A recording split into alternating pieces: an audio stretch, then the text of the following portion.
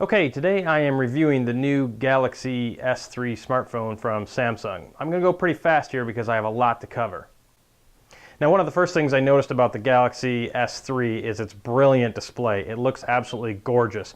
Not quite as good pixel for pixel as the retina display on the iPhone, but to tell you the truth, I couldn't really even tell the difference unless you're to do a side-by-side comparison. Also noticeably different than other Android models is the presence of a physical home button on the bottom of the screen.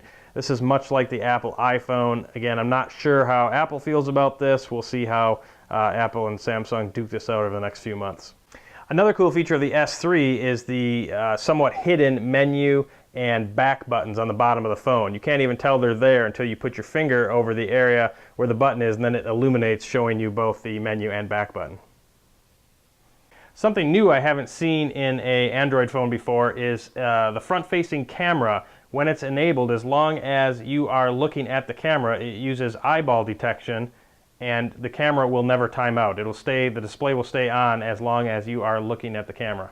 Same goes with the actual display itself. If you turn on something called Smart Stay by enabling that in the menus, looking at things like the web browser and other applications on the phone, as long as you are looking at the phone, if it can detect your eyeball looking at it, the screen will not dim or time out as long, again, as it detects that your eyeballs are looking at the screen. The Samsung Galaxy S3's camera is really fun. It actually has a burst mode that once you set the burst mode, you can take up to about 3 pictures a second, up to about 20 pictures. Now, I tried this a couple different ways. I tried it where I was the one moving the camera as I let it burst. I got a lot of blurry pictures doing that. I had better results when the subject that I was shooting was moving and I was holding the camera still.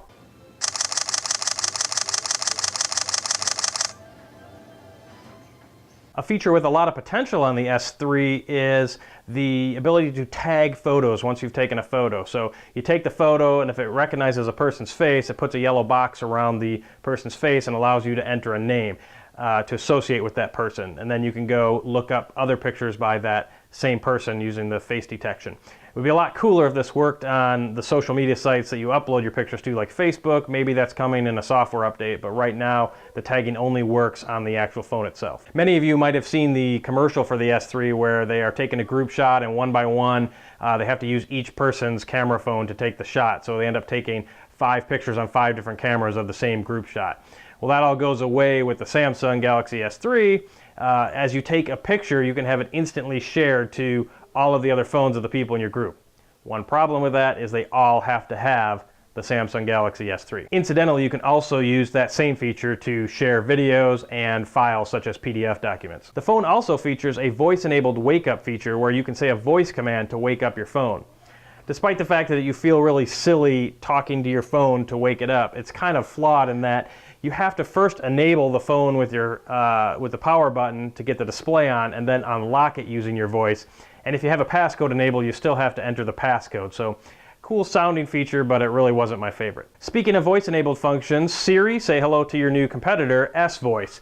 Very similar functions. You ask it to do something and it responds. I tried it with a couple of different suggestions, such as navigate to Chicago, Illinois, and it did pop up the navigation app pre-programmed in with Chicago, Illinois, so that worked well for me. I also used it to send a text message to someone. When I said the name, there was 2 matches in my phone book, and it brought up both and asked me which one I wanted to use, and when I selected the one, I then spoke my message, and it brought the message up on the screen, confirmed, and said, asked me if I was ready to send it. So pretty cool from what I've seen. I don't know if I'd use this a lot, but it looks like Siri's not going to be the only game in town from now on. Samsung has also done a pretty good job of integrating all kinds of different motions into the phone, a lot of them that I wasn't used to on any other phone.